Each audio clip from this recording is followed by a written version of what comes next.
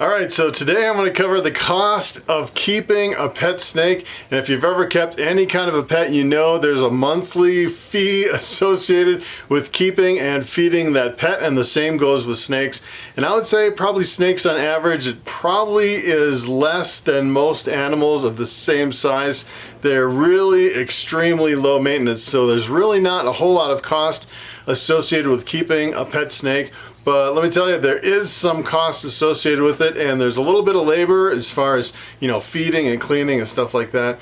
And there's also indirect costs that's going to cost you one way or another. And if you have a pet snake in the house, the indirect cost is, for example, if someone was terrified of snakes, you may lose a lot of friends coming over. A lot of people that are terrified of snakes may not come over to your house as often if you have a snake in the house. As a matter of fact, I lost one of my king snakes a few years ago and I never found it. And people are like, I'm always like, yeah, come on over, we'll have dinner and you can even spend the night. And they're like, no way, there's a loose snake in the house. And that is one of the costs that you rack up when you have a pet snake. There's some people terrified of snakes, and depending on if that's a good thing or a bad thing, you may want to keep some people out of your house and put a snake in the house just to keep those people out. So that is one of the indirect costs of keeping a snake. And I would say it really depends as far as the cost, like real money, in terms of money. I would say it depends on the type of snake. For example, old Red here, he is my big corn snake. Look at how big this guy is. He's a really beautiful snake. As a matter of fact, I just picked him up. He's a pretty new acquisition. He's a really good looking snake. This is a corn snake. Corn snake will eat pretty much on a weekly basis, once a week. And I actually just fed him, I've been feeding him adult mice. And pretty much an adult mouse is, the funny thing is look at how big his body is right here. It almost looks like he could take a bigger rodent size than a mouse. But if you look at his head, I can't imagine, he's got an extremely tiny head, and I can't imagine, you know, putting anything bigger than an adult mouse in the snake. Look at how tiny his head is. He's got a really small head, and it's interesting to watch him eat. Even a mouse, he stretches his head way, and his mouth way open to actually eat that mouse. He's a pretty cool snake. So I'd say a snake like this, actually this size of a snake, is going to cost you quite a bit more in the long run than a smaller snake. So essentially, the bigger the snake you have, the bigger the size of the rodent that you feed. And typically you feed a rodent the thickness of the thickest part of the body of the snake. So if you have a really thick snake like a ball python, it's going to take a bigger rodent than a snake like this that's not really quite as big around as a ball python. And some of the retics, let me tell you, I would say a retic is probably the most expensive snake. And Lucy is my biggest reticulated python. She weighs about 70 pounds. She's a really big snake. And she can eat like 10 rats all in a row. She's actually to the size where she could probably take rabbits at this point. And let me tell you, if you're buying rabbits for your snake, it can get really costly really fast. So I kind of want to go over the main things. There's pretty much 3 things that's going to cost you as far as keeping a snake. And let me show you those 3 things. All right, so I actually breed snakes on a pretty big level. I have all these rack systems, and I would say it's pretty much like a pet snake on a large scale. I go through a lot of supplies for all these snakes, and I'd say probably the number 1 is bedding. And take a look at this. This is my pastel desert ghost ball python. He's a really beautiful snake, and I'd say I go through all my racks and tubs and replace all the bedding pretty much once a month. I spot clean throughout the month, and what I use is this Pro Coco. It's like a coconut husk bedding, and it works really great to keep the mess away from the snake. I can just go through and spot clean real quick, and it absorbs odors, and it really increases the humidity in here. It really absorbs water really well, especially if I were to like spill the water, it would basically suck up all the water in here and keep it from, you know, being completely flooded. And there's actually cheaper options. Some people go with like a paper substrate or something like that. I really like the coconut husk. Even though it's a little more expensive, it's definitely worth it in the long run. So one of my big costs associated with this breeding operation are these deli cups. So I go through quite a few of these deli cups, and they're pretty pricey. And essentially what I do is I just take them out when they get dirty, empty the water out, put them back in. I actually just clean this one. I fill it with clean water and go. And it's super easy. The easier it is to clean your enclosure, the more likely that you'll keep on top of it. You know, if you have a whole bunch of stuff in here, like, you know, for example, if you were to put like leaves and branches and all kinds of stuff in here, and you had to go through all these enclosures and clean all that stuff, you know, you wouldn't really get done that much, versus if you kept it really streamlined and it's really easy just to dump this and replace it, dump the water, change out the cup, and it seems like it's easier to stay on top of it, and you're more likely to keep the enclosure clean. All right, so this snake that I have around my neck, this is my bamboo ball python. This snake is gonna cost you more per month than that corn snake. And let's go over some of the numbers real quick. This one will actually eat large rats, and I actually have a large rat right here. I just pulled it out of my freezer. I actually produce my own rats, and I freeze pretty much all the ones I freeze I sell to the pet store. And as a matter of fact, I kind of do a lot of wheeling and dealing with these frozen rats. The last ones that I sold to the pet store actually traded for that big corn snake. So that's the power of frozen rats in the freezer. It's like money in the bank, which is kind of interesting. And if you're looking kind of at the size to feed your snake, I would say, you know, the rat should be about as thick as the thickest part of the ball python. So you see this is pretty close to the thickest part of the body of the snake right here. And it's, I would say this is pretty typical. This is about as big as you can feed a ball python. I have some really big ball pythons that on occasion they'll eat some bigger ones, but typically that is about as big as I go when I'm feeding my ball pythons.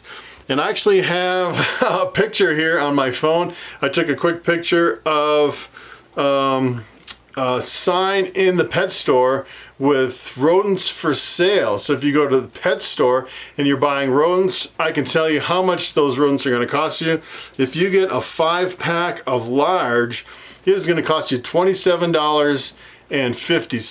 And keep in mind, if you actually go to like a big store like Rodent Pro and you get like 100 at a time, you can save a lot of money. But the problem is they have a certain shelf life that you really don't want a lot of rats sitting in the freezer for, I'd say, more than, you know, 6 months to a year max. And pretty much they say, you know, 6 months is pretty much the max for shelf life for rats in the freezer. So the other thing you think about is if you get rats online, you're also paying shipping with a big box full of dry ice, so the shipping can be pretty expensive. So I think most people with just one pet snake, I think typically they'll go to the pet store. So you're looking at $27.50 plus tax.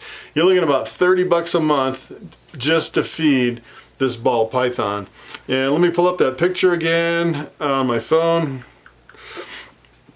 And if we fed that corn snake, for example, live or frozen adult mice, let me see, adult mice for a 10-pack of adult mice is $19.99. So a 10-pack is probably going to last you, you know, if you're feeding once a week, it's probably like 2.5 months. So you're looking at probably maybe less than $10 a month to feed the corn snake, versus about $30 a month to feed a ball python. So that is a huge difference. All right, so let's talk about bedding. The bedding is probably one of the biggest costs, and take a look at this. I actually have a big bag of bedding. This is what I use for bedding.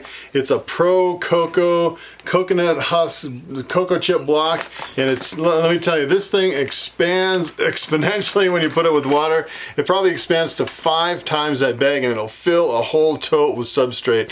And you know, if you actually had one snake, like for example, you had a pet like this beautiful spider ball python. This is actually a jungle moma spider. She's actually had the year off, and she's still a really picky eater. I don't know if I'll ever breed her again. She's a really cool snake. And if you just have one snake and you're trying to maintain that snake, I would say you're probably paying about $25 for a block of coconut husk like this, versus when I buy coconut husk, I buy it by the pallet, and I get probably 100 blocks for about $1,000. So I have, you know, I'm spending about $10 a block, but of course I have a whole garage full of coconut husk blocks that, you know, last me a really long time. So I would say for the substrate for one snake, you probably can do 5 tubs with one block. So I'm probably spending, I'd say about $2 a tub every month to change the substrate for my ball python. Versus if you're just keeping one snake, you're paying $25 a block. You are actually spending about $5 a month for substrate for your ball python. So you figure, you know, close to $30 for the food and $5 a month. So you're looking at $35 a month to keep and maintain a ball python. And if you go with bigger snakes, really big snakes like reticulated pythons, it is even more expensive.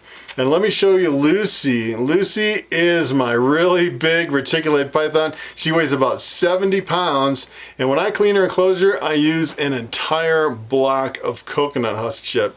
And let me tell you, that it can be really expensive. So you're looking at, you know, just $25 a month to change the bedding on a large snake like that. All right, so this is Lucy. She's a really big snake. She is actually 50% dwarf Jampea, 50% mainland. She's a white albino reticulated python. She is probably, I'd say hands down, she's my favorite snake. She is a really big monster. She weighs, you know, close to 70 pounds, and it's probably about 14 feet long. She is really big. And, you know, just doing a bedding change on this big enclosure, her enclosure is 6 feet long. This is actually made by Brace Exotics. And all this bedding over here, it's pretty much at the end of spot cleaning. You can tell it's getting pretty thin because I go through and I spot clean quite a bit throughout the month. It's almost ready to be changed. And you can tell she is like in a feeding frenzy.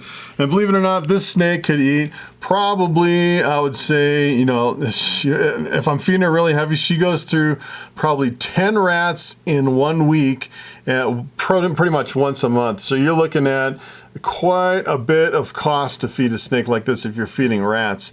And of course I have all my old breeder rats, so it doesn't really cost me that much to feed them to Lucy. And she actually, that's one of the reasons I bought her, to use up all my old breeders in my rat breeding operation. It works fine because I pretty much have an unlimited supply of rats that I can feed the snake, which is ideal for me. And I was actually looking up extra large rats at the pet store, and a 3-pack of frozen rats is $22. You're looking at $22.44, probably I would say $66 a month to feed this, probably close to $70 to feed a snake like this if you're feeding rats from the pet store. Of course, you know, if you got them online and you got them shipped in, it would be considerably less expensive. But she is a really beautiful snake. And if she gets in a feeding frenzy, she can be a little frightening, because I came down here the other day and she smacked her head against the glass because she was, you know, for some reason, when she gets all fired up for rats, she just starts striking at everything. And she's got so much power, it's almost like she's gonna break the glass. It's pretty crazy. But, you know, if you switch her over to handling mode and get her out of the enclosure, she is a real sweetheart. All right, so one thing I haven't talked about yet, that is housing for your snake. And let me tell you, if you buy a small snake like this tiny little ball python hatchling, this is a little bamboo that I just hatched out. This one hasn't even eaten the first meal or shed, just came out of the egg. And if you buy something this small, what essentially is gonna happen is when you first start out, the food is going to be really cheap. You won't need a really big enclosure and think, yeah, this doesn't really cost me that much. And then you'll have to upgrade the size of the enclosure. And as it gets a little bigger, you have to keep upgrading and upgrading and upgrading. As a matter of fact, you'll probably upgrade 3 or 4 times by the time this reaches an adult size. And if you have a reticulated python, it is even more extreme. My retics, they grew so fast. I actually started them in really small tubs and moved from tub to tub, kept getting bigger and bigger and bigger, and I went to a boa tub, and I spent like $600 on these ARS boa tubs, and then within probably 8 months it outgrew the boa tub. I had to spend another $1,000 for Lucy's enclosure out there on my pool table, which was a pretty big sacrifice to come up with that kind of money just for one snake. And let me tell you, that can be a huge expense. Although, you know, I really didn't cover the enclosure that much because enclosures can be really variable. A lot of people just use plastic totes instead of a professional rack, or you can build your own enclosure. I've seen some people building, you know, big racks or big enclosures like Lucy is in out of plywood and stuff like this. And look at this guy, he's starting to really just take off. He's getting really squirrely. It's kind of unusual for a ball python to really take off like that. He's a really good looking snake. That is really amazing. Look at how beautiful that is.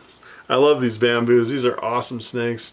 So that is pretty much, you know, the rundown on snakes as far as the cost. And if you want the least expensive snake, I would say get something that doesn't really attain a really large size. For example, if you had like an Arizona mountain king snake, I actually used to feed that snake pinky mice. Let me get my phone and we'll look up the cost of pinky mice. All right, so I have my phone here and it looks like probably, you know, for an Arizona mountain king snake, a full size one, I think I was feeding like fuzzy or probably hoppers. So fuzzy mice are $12 for 10 of them. Hoppers are about $15 for 10. So you're looking at about $1.50 each, and you're looking at probably four times a month. So you're looking at about $6 a month to feed something like that. And I would say, you know, if you had a block of coconut husk substrate like this with just one snake like that, it would last you an incredible long time. As a matter of fact, when I had my Arizona mountain king snakes, they only get probably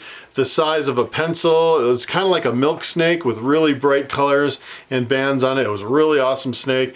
And they get really long, but they don't really get that thick.